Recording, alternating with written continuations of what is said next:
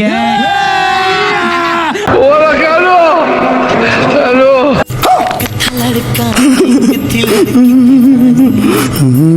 দুল দুলনু, দৃশ্যটা কি চমৎকার!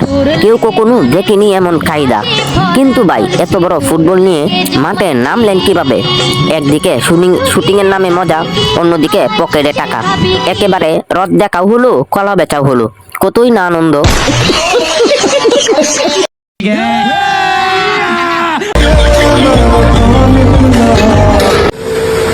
এই তুমি সারাদিন এত টেনশন করো, এত কিছু তুমি টেনশন করো, লাইফ থেকে তোমার টেনশন গুলো বের করে দাও তো, আমার আর ভালো লাগছে না। কি একটা অবস্থা!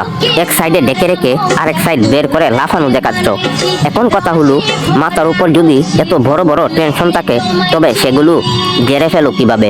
এত বড় টেনশন নিয়ে কি এইসব করা সম্ভব? তার উপর আবার তোমার এক সাইড ডেকে রেখে একই লাফানো দেখাচ্ছ বাবু।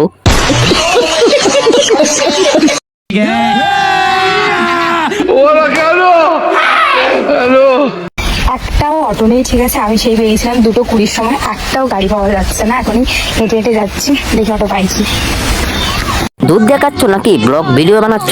আর একটু শাড়িটা সরিয়ে পড়ো, পরিষ্কার দেখা যাচ্ছে না তো। পরিষ্কার করে দেখাও, টাকা নাও।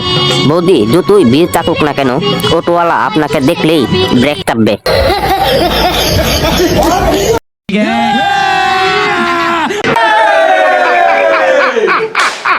এখানে দেখো দুপুর দুপুর, ঠিক আছে, গাছ থেকে বেল পড়েছে, ঠিক আছে?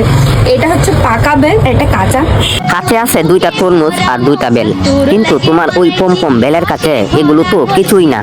তোমার চেয়ে বড় আর সুন্দর বেল কি আর কোথাও পাওয়া সম্ভব বাবু? আই জাস্ট লাভ ইউ তোমার বেলগুলো।